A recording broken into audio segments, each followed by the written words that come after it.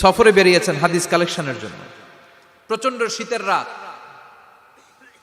উনি মাগরিবের নামাজ, এশারের নামাজ পড়ে একটা মসজিদে শুয়ে পড়লেন, আর শুয়ে শুয়ে হাদিস পড়তেছেন। কি পড়তেছেন?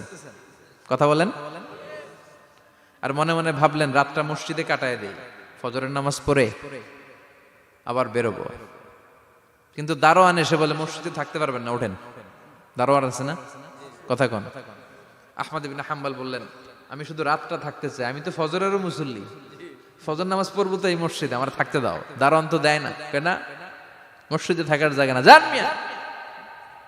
উনি যে আহমদ ইবনে হাম্বল এটা চিনে নাই, থাকতে দেয় না। কি করবে এখন? উনি কাঁথা গুছিয়ে হাদিসের কিতাব নিয়ে কাঁধের মধ্যে ব্যাগ নিয়ে মসজিদ থেকে বেরোয় গেলেন। কি আর করবেন, প্রচন্ড শীত, আর কাঁপতেছেন, বুড়ো মানুষ। পথিমধ্যে দেখলেন বাজার।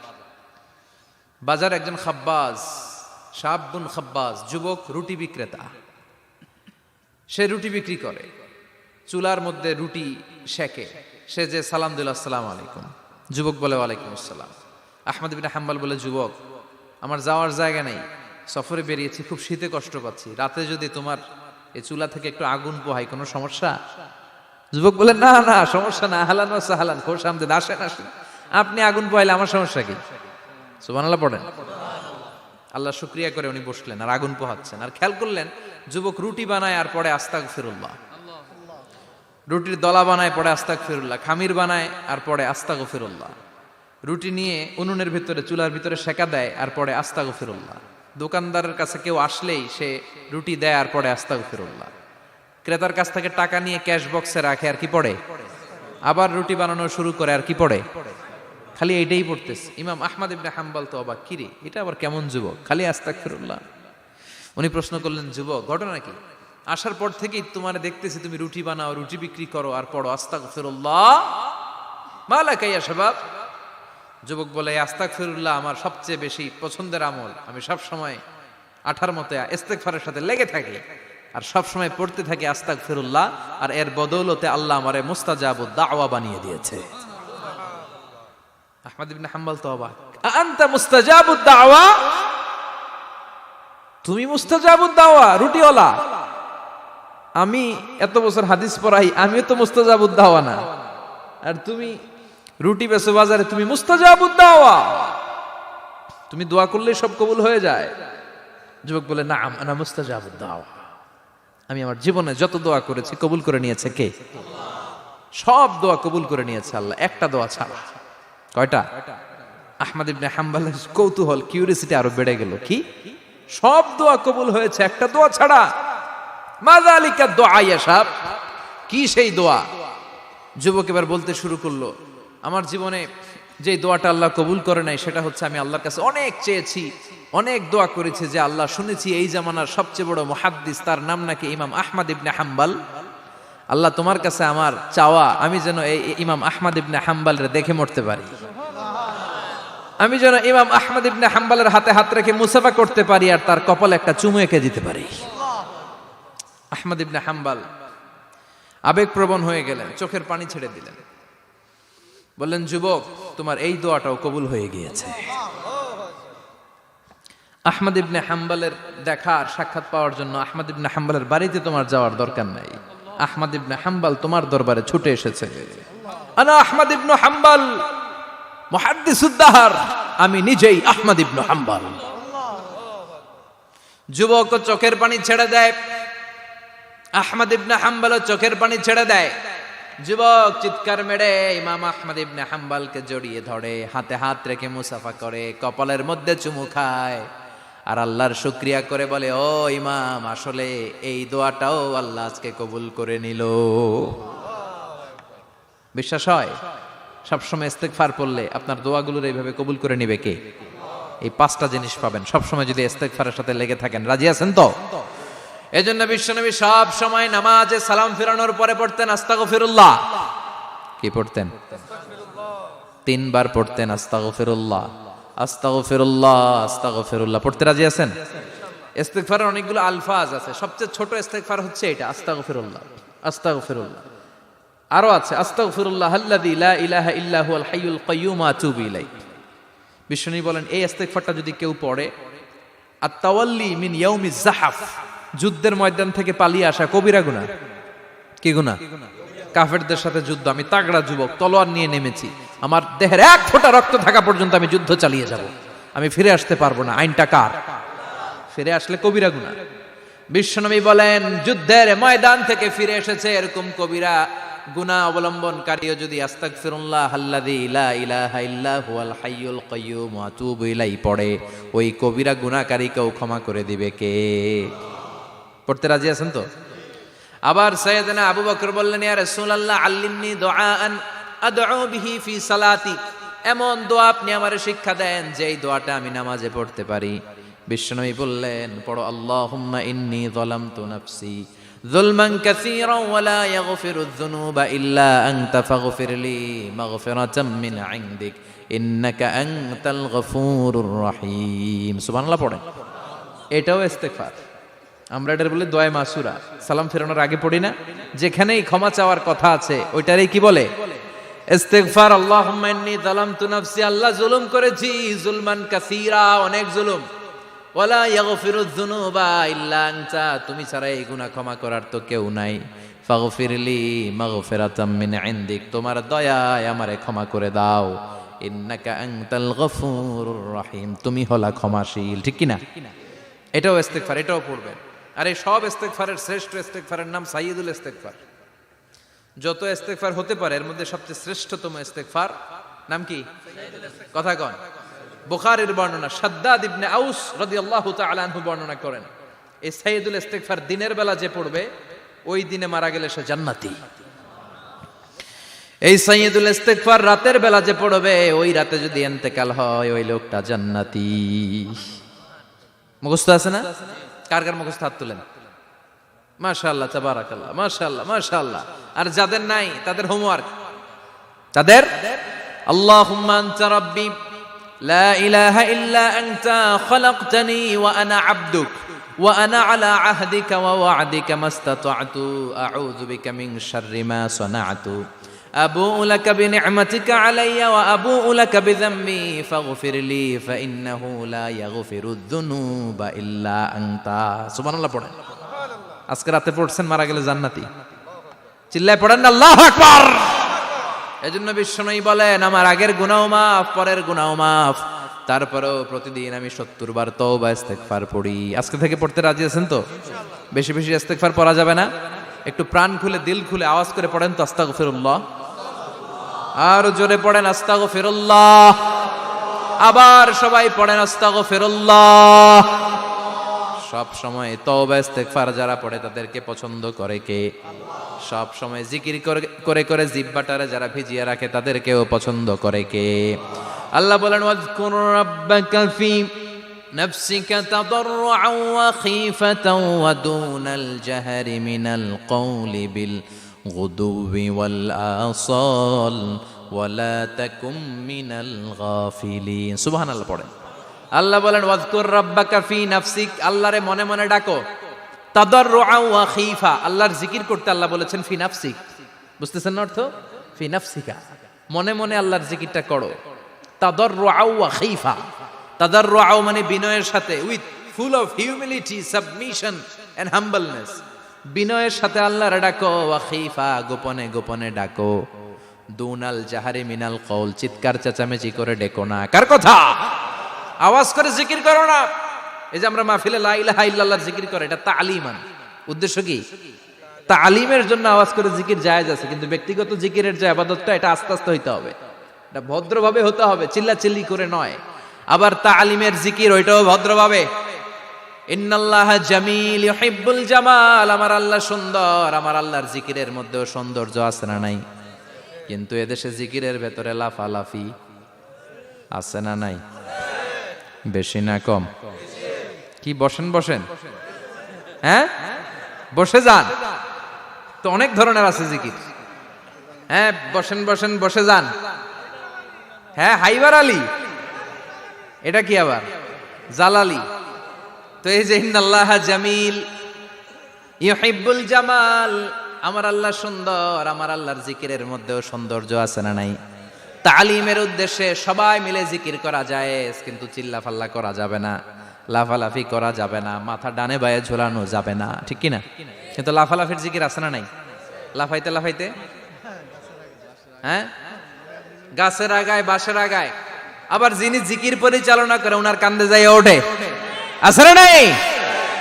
বিশ্বনবী সাহাবীদের নিয়ে জিকির করছেন, সাহাবারা লাফাতে লাফাতে খেজুর গাছের আগায়, হাদিসে আছে না এটা? বিশ্বনবী সাহাবাদেরকে নিয়ে জিকির করছেন, লাফাতে লাফাতে আবু বকর বিশ্বনবীর কান্দের উপরে, আছে হাদিসে আছে? এটা জিকির নয়। কি সুন্দর দেখেন, ইসলাম বুঝা কত সহজ। ওয়াজকুর রাব্বাকা ফি নাফসিকা তাদাররুআ ওয়া খাইফা, গোপনে জিকির করো, ভদ্রতার সাথে বিনয়ের সাথে জিকির করো। ওয়ালা তাকুম মিনাল গাফিলিন দুনাল জাহারি মিনাল কওল, চিৎকার চেঁচামেচি করে জিকির করো না। যারা চিকফাল দিয়ে হই হই হই হই করে, আছে না? হই হই হই হই হই হইয়ের ভিতরে আল্লাহর নাম আছে, হ্যাঁ? এই যে হুই হাই হুই হাই এই স্টাইলের যে জিকির, এটার ভিতরে আমার আল্লাহর নাম আছে? আল্লাহর নাম যদি না থাকে ওইটা জিকির হবে? কথা বলেন। বিষ্ণু বললেন, খবরদার, চিৎকার চেঁচামেচি করে লাফালাফি করে যারা জিকির করে এরা মনে করে আল্লাহ কানে শোনে না। কথা বলেন। আপনি গোপনেও আল্লাহর ডাকলে আপনার ডাকে সাড়া দিবে কে? এজন্য রাব্বুল আলামিন বলেন, ফাযকুরুনি আযকুরকুম ওয়াশকুরুলি ওয়ালা তাকফুরুন। বান্দা আমার জিকির তোমরা করো, আমিও তোমাদের জিকির করব, ঠিক কি না? আমরা যদি আল্লাহর জিকির করি আমাদেরও জিকির করে কে? সুবহানাল্লাহ কইবেন না? আমরা আল্লাহর জিকির করে, আল্লাহ নাকি আমাদের জিকির করে, জানো তো না কথা এটা? আবার হাদিসে কুদসিতে আল্লাহ বললেন, ফাইন যাকারানি ফি নাফসি যাকারতুহু ফি নাফসি। আমার বান্দা যদি একা একা আমার জিকির করে, আমি আমার বান্দারে একা একা স্মরণ করি। ওয়া ইন যাকারানি ফি মালাইন যাকারতুহু ফি মালাইন খায়রিম মিনহু। এরকম মহা সম্মেলন করে যদি কেউ আমি আল্লাহর জিকির করে, আমি এর চেয়েও বড় মহা সম্মেলন ফেরেশতাদেরকে নিয়ে করে আমার বান্দারে স্মরণ করি। ওয়া ইন তাকাররাবা ইলাইয়া শিবরান তাকাররাবতু ইলাইহি যিরাআন। আমার বান্দা যদি আমার দিকে এক বিঘত আসতে চায়, আমি আমার বান্দার দিকে এক হাত এগিয়ে যাই। আমার বান্দা যদি আমার দিকে এক হাত আসতে চায়, আমি আমার বান্দার দিকে দুই হাত যাই। ওয়া ইন আতানি ইয়ামশি আতাইতুহু হারওয়ালা। আমার বান্দা যদি আমার দিকে হেঁটে হেঁটে আসতে চায়, আমি আমার বান্দার দিকে দৌড়ে দৌড়ে যাই। সুবহানাল্লাহ পড়েন। এজন্য বিশ্বনবী বলেন, লা ইয়াজালু লিসানুকা রাতবাম মিন যিকরিল্লাহ। আল্লাহর জিকির দিয়ে জিহ্বাটারে ভিজিয়ে রাখবা। কার কথা? চিল্লায় বলেন, কার কথা? সবসময় আল্লাহর জিকির করতে রাজি আছেন তো? সবচেয়ে শ্রেষ্ঠ জিকির বিশ্বনবী বললেন, আফদালু যিকরি লা ইলাহা লা ইলাহা লা ইলাহা ইল্লাল্লাহু মুহাম্মাদুর রাসূলুল্লাহ সাল্লাল্লাহু। সবচাইতে শ্রেষ্ঠ জিকির লা ইলাহা, এর চেয়ে শ্রেষ্ঠ জিকির আছে? কথা বলেন। বিশ্বনবী বললেন, মান ক্বালা লা ইলাহা ইল্লাল্লাহ সিদকান মিন কলবিহি, একনিষ্ঠতার সাথে অন্তর থেকে কেউ যদি জীবনে একবার বলে লা ইলাহা ইল্লাল্লাহ, দাখালাল জান্নাহ। তার যদি পাপ থাকে, অন্যায় থাকে, ওই পাপ আর অন্যায়ের শাস্তিগুলার পরে কোনো না কোনো দিন আমার ওই বান্দা জান্নাতে ঢুকবে। একবার যদি খালিসান মিন কলবিহি সে পড়ে লা ইলাহা ইল্লাল্লাহ, তার জন্য জান্নাতকে অবধারিত করে দিয়েছে কে? আবার এটার নাম আল্লাহ দিয়েছে কালিমায়ে। কথা বলেন। দরাবাল্লাহু মাসালান কালিমাতান তাইয়িবাতান কাশাজারাতিন তাইয়িবাতিন আসলুহা সাবিতুন ওয়া ফারউহা ফিস সামা। সুবহানাল্লাহ। পবিত্র বাণী এটা কালিমায়ে তাইয়িবা। আবু সাঈদ আল খুদরি থেকে বর্ণিত, মুস্তাদরেকে হাকিম আর সহিহ ইবনে হিব্বানে এসেছে। বিশ্বনবী বলেন, মুসা আলাইহিস সালাম আল্লাহর একবার প্রশ্ন করলেন, ইয়া রাব আল্লিমনি দুআআন আদউ বিহি। আপনি আমার এমন একটা জিকির শিক্ষা দেন যে জিকির দিয়ে আমি শুধু আপনার জিকির করব, কেউ এই জিকির করতে পারবে না। এই জিকির জানবো শুধু আমি, আর জানবেন। কথা কোন? প্রশ্ন করছে কে? হ্যাঁ, কাকে করেছে? আল্লাহ এমন একটা জিকির শিখান যেই জিকির কেউ জানে না, আমি জানবো, আর ওই জিকির দিয়ে প্রাণ ভরে আপনারে ডাকবো। আল্লাহ বললেন, মুসা পড়ো লা ইলাহা লা ইলাহা ইল্লাল্লাহু মুহাম্মাদুর রাসূলুল্লাহ। মুসা আলাইহিস সালাম বললেন, আল্লাহ চাইলাম কি, কইলেন কি? লা ইলাহা তো জাতীয় জিকির, এটা তো আন্তর্জাতিক জিকির, এটা জানে না এমন কেউ নাই। এমনকি হিন্দু ভাইরাও জানে। কথা কন। আল্লাহ, আমি তো চাইছিলাম এক্সক্লুসিভ, আমার জন্য স্পেশাল, এর চেয়ে সুন্দর আর কেউ জানবে না, এত সুন্দর একটা জিকির আপনি দিবেন, এটা আমি ডাকবো আপনারে আর আপনি শুনবেন। আল্লাহ বললেন, মুসা, এর চেয়ে দামি আমার কাছে নাই।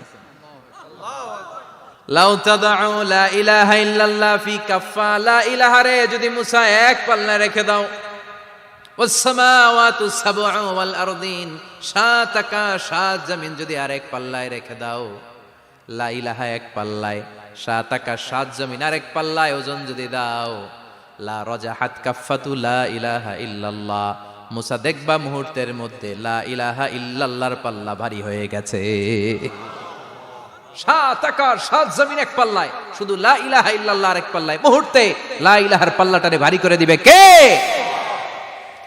এটা বিপ্লবী বাণী। আমরা এটার ভিক্ষার মধ্যে লাগাইছি। এখন ভিক্ষা করার সময় লা ইলাহা আছে না নাই? একটা টাকা দিয়া যান, আমি গরিব ইনসান আর সমান, একটা টাকা দিয়া যান, আমি গরিব ইনসান, আছে না নাই? জুমার নামাজের সময় ভিক্ষা করে, একটা টাকা দিয়া যান, আর লা ইলাহার জিকির লগে, আছে না নাই? এটা আমরা ভিক্ষার জিকির বানাইছি। এটা তো বিপ্লবী বাণী। এই বাণীর পক্ষে যারা, তারা ন্যায় আর সত্যের পক্ষে চিল্লায় বলেন ঠিক কিনা? এই বাণীতে যারা বিশ্বাস করে, তারা এক আল্লাহর সামনে মাথা নত করে দেয়। গোটা পৃথিবীর কোন শক্তির সামনে ওই মাথা নত হয় না, ঠিক কিনা? এই লা ইলাহা যারা আমরা মানি, আল্লাহ ছাড়া কারো সামনে মাথা নত করব? কোন শক্তি আমাদের মাথা নত করাতে পারে? এই কালেমার আন্দোলন যারা করে, তারা আল্লাহ ছাড়া পৃথিবীর কাউরে ভয় পায় না। আর তারা চায় কালেমার পতাকা পৃথিবীর মধ্যে যেন পথ পথ করে উড়ে, ঠিক কিনা? বাংলার জমিনে কালেমার পতাকা উড়ুক, আমরা চাই কি চাই না? কোনো একদিন এ দেশের আকাশে কালিমার পতাকা উড়বে, সেদিন সবাই খোদাই বিধান পে দুঃখ বেদনা ভুলবে। কোনো একদিন এ দেশের আকাশে কালিমার পতাকা উড়বে, সেদিন সবাই খোদাই বিধান পে দুঃখ বেদনা ভুলবে। চিৎকার করে বলেন ঠিক কিনা? এই কালেমার সমাজ যদি হয়, ওই সমাজে কেউ লাঞ্ছিত হবে না, ওই সমাজে কোনো নারী নিগৃহীতা হবে না, ওই সমাজের কোনো কাজের মেয়েরা ধর্ষিত হবে না, ওই সমাজে দুর্নীতি থাকবে না, ঘুষ থাকবে না, চাঁদাবাজি থাকবে না, টেন্ডারবাজি থাকবে না। সমাজটারে শান্তি দিয়ে সমৃদ্ধ করে দিবে কে? এজন্য সব সময় জিকির করতে হবে একজনের, চিল্লায় বলেন তিনি কে? শ্রেষ্ঠ জিকির হচ্ছে লা ইলাহা। করতে রাজি আছেন? সব সময় জিকিরটা করতে রাজি আছেন? Every night and every day, every night and every day, never forget to say la ilaha illallah, never forget to say la ilaha illallah. পড়েন, every night and every day, every night and every day, never forget to say la ilaha illallah, never forget to say la ilaha illallah, never forget to say la ilaha illallah. When you're walking down the street, use your time and repeat, and say in every heartbeat la ilaha illallah.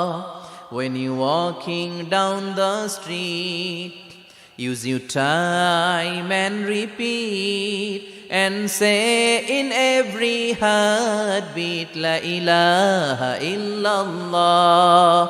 Every night and every day, every night and every day, never forget to say La ilaha illallah. চিল্লায় বলেন ঠিক কিনা? দিনে রাতে যে কোনো মুহূর্তে আমাদের জিহ্বার মধ্যে থাকবে কি? কথা বলেন, জিহ্বায় থাকবে কি?